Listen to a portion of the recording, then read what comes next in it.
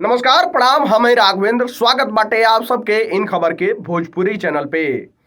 तो भैया अभी हाल ही में उत्तर प्रदेश में 3 सीट पे जौन उपचुनाव भइल रहे ओकर नतीजा सामने आयल और नतीजा में सबसे हॉट सीट मैनपुरी का लोकसभा सीट समाजवादी पार्टी के खाता में गईल। समाजवादी पार्टी के तरफ से उम्मीदवार डिम्पल यादव 2,88,000 के मत से जीत हासिल कैली।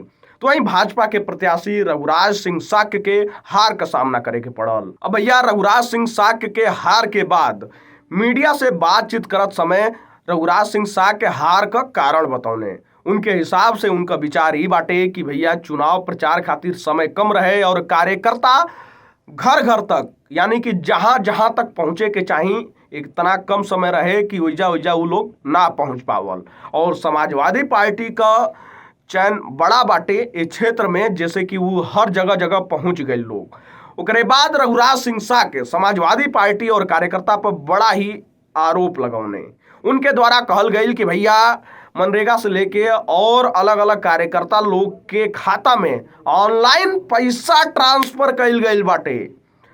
भैया बहुते बड़ान आरोप लगावल गइल। आप सब भी सुनी कि रघुराज सिंह साक्य द्वारा का कहल जा रहल बाटे। भारतीय जनता पार्टी कार्यकर्ताओं को बधाई दूंगा।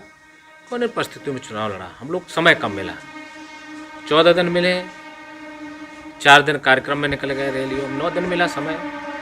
क्षेत्र भी हम लोग गए, नहीं पहुंच पाए, बहुत सी जगह नहीं पहुंच पाए। उनका नेटवर्क था, लगे हुए थे, सब प्लानिंग थी उनकी, पैसे की कोई कमी नहीं थी। हम लोगों को सब व्यवस्था करनी थी, उसके लिए थी। कार्यकर्ताओं को जिस तरह से ऑनलाइन भी खाते में पैसे भेजे गए, नरेगा के लोगों को पैसा भेजे गए, तमाम ऐसे लोग थे उनके खाते में पता चला कि ऐसे लोगों को एक बना दिया मुखिया गांव में, उसके द्वारा पैसे दिए गए। इतना दलित था उसको पैसा दिया। कितना पैसा खर्च किया हुआ कुछ समीक्षा? अब जो समीक्षा में तो लोग बता रहे हैं कि इतना पैसे के गांव में 5-5 लाख रुपए दिए। जीते हुए प्रधान को 5 लाख रुपए, हारे हुए 3 लाख। ये जो लोग बता रहे हैं, जो समीक्षा है वो चुनाव जिस तरह परिस्थिति, इस तरह चुनाव हो ही नहीं सकता था, परिस्थितियाँ थी। फिर भी मैं बधाई दूंगा जनता को, चुनाव लड़ने का काम किया। चुनाव में हार जीत होती रहती, हमारे लोगों ने चुनाव लड़ा, मजबूती लड़ने का काम किया और लड़ा, संघर्ष किया।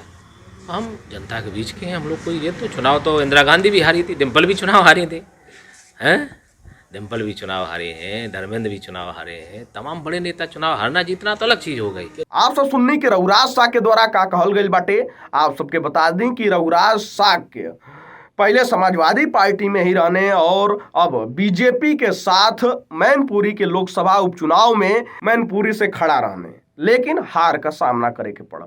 वहीं अगर और 2 विधानसभा सीट का बात कही जाओ जहां उपचुनाव भइल रहे, खतौली विधानसभा का और रामपुर विधानसभा का, तो खतौली विधानसभा तो भैया आरएलडी और सपा गठबंधन के हाथ में गई, लेकिन रामपुर विधानसभा का सीट बीजेपी के खाता में गई।